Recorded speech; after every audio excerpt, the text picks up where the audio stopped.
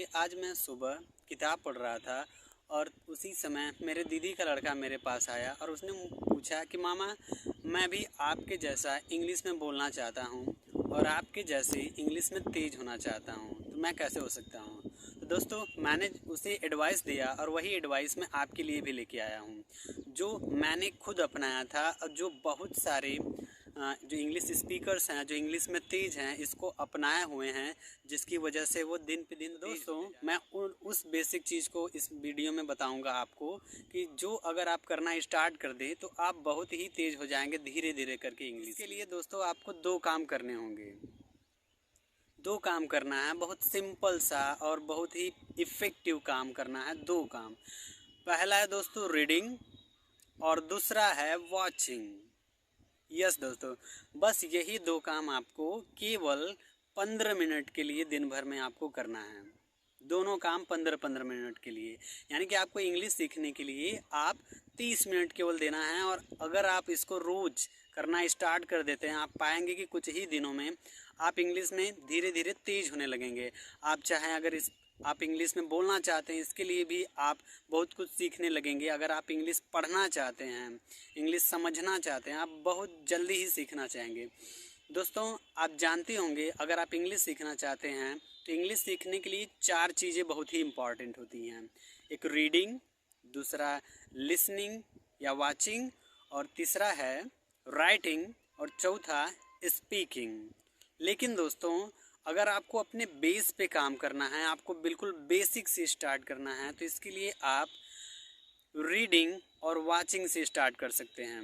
दोस्तों, अगर मैं पहला वाला लूँ रीडिंग, तो रीडिंग के लिए आप किताब, कोई भी बुक आप ले सकते हैं। मैं खास करके आपसे कहूँगा कि आप बच्चों की किताब लें, इंग्लिश की किताब, और इंग्लिश में आप पढ़ना स्टार्ट कर दें। खास करके स्टोरीज़ और शॉर्ट स्टोरीज़, ये सब जो छोटी छोटी स्टोरीज़ होती हैं, आप उनको पढ़िए डेली, और आप पाएंगे कि धीरे धीरे आप बहुत कुछ सीखने लगेंगे।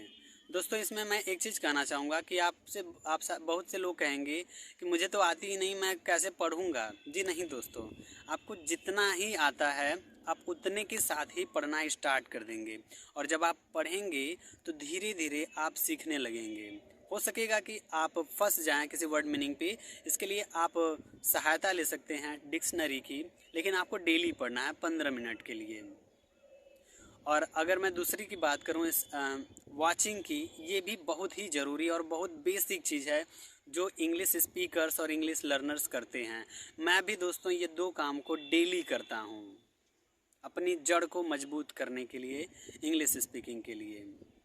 तो दोस्तों, वाचिंग के लिए आपको कोई भी एक चीज़, कार्टून आप ले लीजिए, आप उसको देखिए डेली, ज़्यादा नहीं 10-15 मिनट के लिए आप कार्टून देखिए। अगर आपको मूवी अच्छी लगती है आप मूवी देखिए, लेकिन मैं प्रीफर करूँगा कार्टून। मैं खुद भी कार्टून देखता हूँ।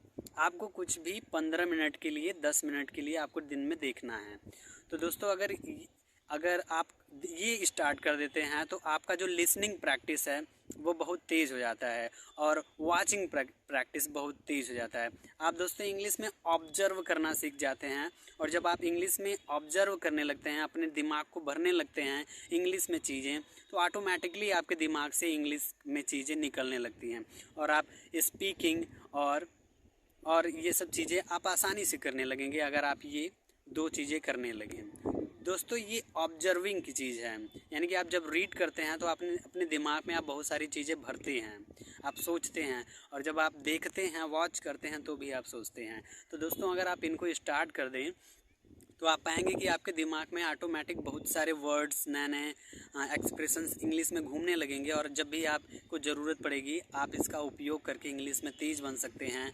और आपको दोस्तों, आप पढ़ने की प्रैक्टिस कर रहे हैं, आप पढ़ने में बहुत तेज़ हो जाएंगे। आप लिसनिंग की प्रैक्टिस कर रहे हैं तो इससे आप बोलने में भी तेज़ हो जाएंगे, क्योंकि दोस्तों कहा जाता है कि अगर आप अच्छा स्पीकर बनना चाहते हैं तो सबसे पहले आपको अच्छा लिसनर्स बनना होगा। तो दोस्तों, यही दो चीज़ें, बेसिक चीज़ें हैं जिनको करके आप इंग्लिश में बहुत तेज़ बन सकते हैं। मैं और बहुत सारे जो इंग्लिश स्पीकर्स हैं यही करते हैं इंग्लिश सीखने के लिए, अपने बेस को सुधारने के लिए। सो धन्यवाद दोस्तों। अगर आपके पास भी कोई ऐसी टिप है इंग्लिश सीखने के लिए तो उसको कमेंट में लिखें, ये वीडियो दोस्तों बिगनर्स के लिए है जो अभी स्टार्ट करना चाहते हैं। धन्यवाद दोस्तों। अगर आपको वीडियो यूज़फुल लगे तो वीडियो को लाइक करें और चैनल को सब्सक्राइब करें। Thanks once again.